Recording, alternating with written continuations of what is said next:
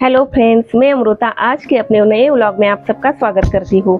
तो दोस्तों, मैं अपने चैनल पे क्राफ्ट एक्टिविटीज़, रेसिपीज़, ट्रैवलिंग और मेरा डेली रूटीन और बच्चों का स्कूल में जो अदर एक्टिविटीज़ करवाई जाती है उसके बारे में सब कुछ शेयर करती हूँ।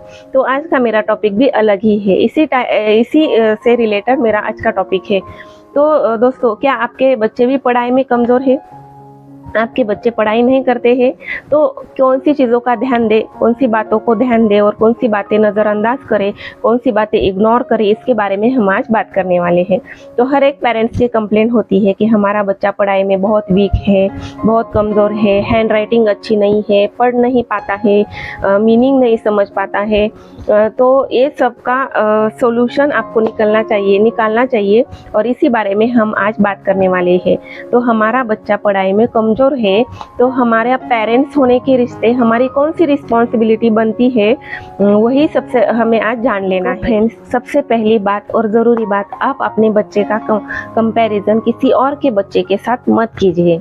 ऐसा करने से उनके अंदर का जो कॉन्फिडेंस होता है वो कम हो जाता है। बच्चे अंदर ही अंदर खुद को कमज़ोर समझने लगते हैं। आपको उन्हें सपोर्ट करना है, उनको प्रोत्साहन देना है, तो बच्चों के अंदर पॉजिटिविटी आती है और खुद को ज़्यादा स्ट्रॉन्ग समझते हैं। अगर आप ही अपने बच्चों को कम समझेंगे, उसका कंपैरिजन किसी और के बच्चों के साथ करेंगे तो उनका कॉन्फिडेंस बहुत कम हो जाएगा। तो ये कभी भी नहीं करना है। गलती से भी आपके बच्चे का किसी और के बच्चों के साथ कंपैरिजन नहीं करना है। फ्रेंड्स, सारे बच्चों में अलग अलग टैलेंट भरा हुआ होता है। सारे बच्चे एक जैसे तो नहीं होता है। कोई मैथ्स में अच्छा होता है, कोई इंग्लिश में अच्छा होता है, तो कोई ड्राइंग में बहुत अच्छा होता है। सब में अलग अलग टैलेंट भरा हुआ होता है।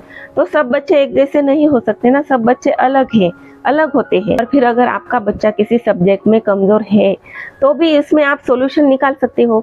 इसका रीज़न जान लो पहले, फिर उसमें क्या आप कर सकते हो, किस टॉपिक में कमज़ोर है, उसके कौन सा टॉपिक नहीं समझ में आता है, बस यही आपको जान लेना है और उसके लिए आपको कोई सॉल्यूशन ढूंढ लेना है। आपके बच्चे के मार्क्स अगर पिछले साल से इस साल कम आ गए हैं तो आप रीज़न ढूंढ लो कि उसको क्यों कम आ गए, इस साल उसके मार्क्स कम क्यों आ गए।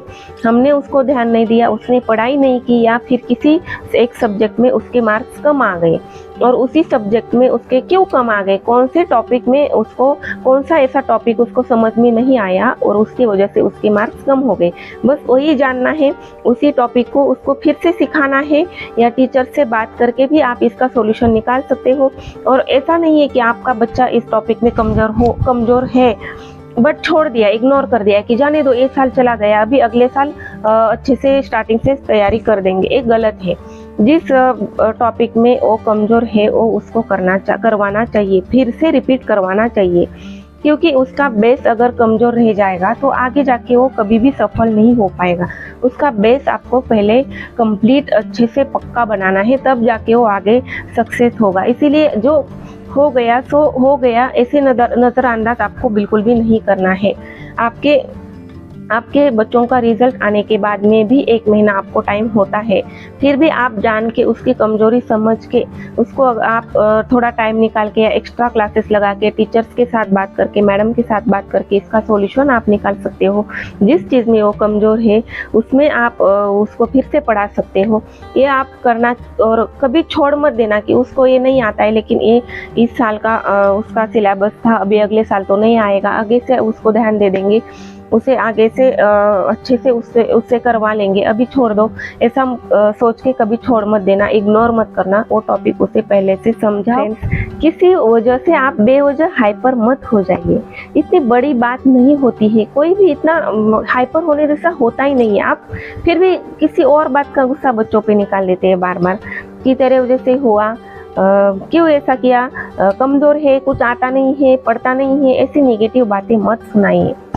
आप उसे इस तरह की नेगेटिव बातें मत बोलिए, मत सुनाइए।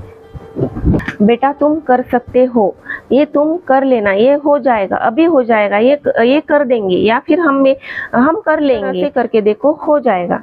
अगर ये मुझे भी समझ में नहीं आता है बट हम टीचर से मिलके इसका सॉल्यूशन निकाल लेंगे, टीचर्स को पूछ लेंगे, मैडम को पूछ लेंगे। इस तरह से आप आपके बच्चों को सपोर्ट कीजिए। देखो, उंगली पकड़ के चलना तो सिखा लिया, अभी पेंसिल पकड़ के लिखना भी सिखा दो। बच्चा आपका चलना सीख गया। देखो वो बर्ड्स का अलग होता है। बर्ड्स क्या करते हैं, अपने छोटे छोटे जो पिल्लू होते हैं उनको उड़ना सिखा देते हैं, फिर छोड़ देते हैं, तो वो उड़ जाते हैं। लेकिन हमारा तो ऐसा नहीं होता ना, वो अच्छे से अपने पैरों पे खड़े होने तक, मैच्योर होने तक हमें उनका सपोर्ट करना होता है, उनका साथ देना होता है। क्या वो सही दिशा से जा रहा है, नहीं जा रहा है, क्या कर रहा है, सही कर रहा है, नहीं कर रहा है, ये सब हमें देखना होता है। और उसके लिए हमें सही रास्ता दिखाने का काम हमेशा पेरेंट्स को ही करना होता है, और ये हमारी रिस्पॉन्सिबिलिटी होती है। ये हमें एंड तक उसका सपोर्ट करना ही चाहिए। हर रोज़ 10 मिनट टाइम निकाल के अपने बच्चों की बुक्स चेक कर लीजिए, या फिर उनको पूछ लीजिए क्लास में क्या करवाया, स्कूल में क्या करवाया, क्लास वर्क, होमवर्क अच्छे से कर पा रहा है, कर रहा है, नहीं कर रहा है, ये आप डेली चेक कीजिए। ओनली 10 मिनट निकाल के आपको ये चेक करना है कि वो कर रहा है कि नहीं कर रहा है। एक पेरेंट्स होने के रिश्ते आपकी ये जिम्मेदारी होती है, और ये आपको करना चाहिए। देखिए बहुत सारे पेरेंट्स वर्किंग होते हैं, उनके लिए ये बात पॉसिबल नहीं है, बट एक हफ्ते में एक बार तो आप आपके बच्चों की बुक्स चेक कर सकते हो। 15 दिन में एक बार या महीने में एक बार आप क्लास टीचर्स को मिलने जा सकते हो। क्लास टीचर्स को मिल के बात कर लो, आपके बच्चों की पढ़ाई के बारे में, क्या कर रहा है, कैसा कर रहा है, उसके बारे में जान लो। इससे भी आप बहुत ज़्यादा फर्क पड़ेगा, वो क्या कर रहा है, नहीं कर रहा है, कौन सी साइड वो चल रहा है, सही रास्ते से चल रहा है कि नहीं है।